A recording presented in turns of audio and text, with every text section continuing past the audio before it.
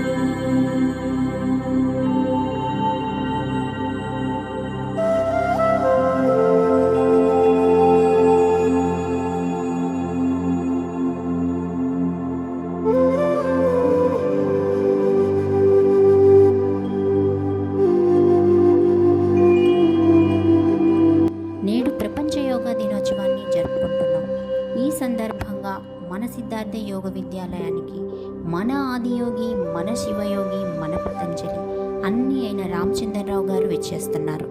ఆయన ఏమంటున్నారో ఆయన మాటల్లోనే విందాం. యోగా డే నాడు మాత్రమే కాదు, ప్రతిరోజు ప్రతి గడియ ఆయన అడుగు జాడలోనే నడుద్దాం. మన భారతీయ సంస్కృతి సాధించిన మహాద్భుతమైన విజయాల్లో యోగ శాస్త్రం ఒకటి. అయితే ఇది మనకు మాత్రమే పరిమితం కాకుండా భారతీయ ప్రజలు మాత్రమే ఆరోగ్య రంగంలో ఉపయోగించుకునేటువంటి థెరపీ కాకుండా ఇవాళ ప్రపంచవ్యాప్తంగా దేశాలన్నిటి గుర్తించి ప్రపంచ యోగా దినోత్సవాన్ని జరుపుకుంటున్నందుకు ఇది భారతదేశానికి, భారత ప్రజలైన మనకి గర్వకారణం. మందు, ప్రతి జబ్బుకి మందుని కెమికల్స్ వైపు చూసేటువంటి పరిస్థితి ఉంది. పెయిన్ కిల్లర్స్ వైపు, యాంటీబయాటిక్స్ వైపు, స్టెరాయిడ్స్ వైపు చూసే పరిస్థితి ఇవాళ సమాజం నిండా ఏర్పడిన దశలో భారతదేశం ప్రపంచానికి పిలుపునిస్తూ ఉంది. ప్రకృతిని ఆరాధించండి. మనందరి కన్నతల్లి ప్రకృతి. ప్రకృతి ప్రసాదించినటువంటి అనేక రకాల ఆహారాల్లో ఔషధాలుగా ఉపయోగించుకోండి. ప్రకృతి ప్రసాదించినటువంటి శరీరాన్ని యోగ శాస్త్రంతో, యోగ ధర్మంతో ప్రతిరోజు 1 గంట యోగా ద్వారా ఆరోగ్యాన్ని సాధించండి అనే పిలుపు భారత జాతి ప్రపంచానికి ఇస్తుంది. ప్రధానంగా భారతదేశంలో గతంతో పోలిస్తే ఈ అవేర్నెస్ ఇంకా బాగా పెరిగింది. అనేక వేల మంది, లక్షల మంది యోగాని ఆచరించేటువంటి వాళ్ళు తయారయ్యారు. ఇది ఇంకా మరింత ముందుకెళ్లాలని, ఇవాల్టి దీక్షా దినాన్ని మరింత ప్రజల్లోకి యోగా విస్తరించడానికి ఉపయోగించుకోవాలని మనస్ఫూర్తిగా సిద్ధార్థ యోగ విద్యాలయం నుంచి కోరుకుంటూ ఉన్నాం.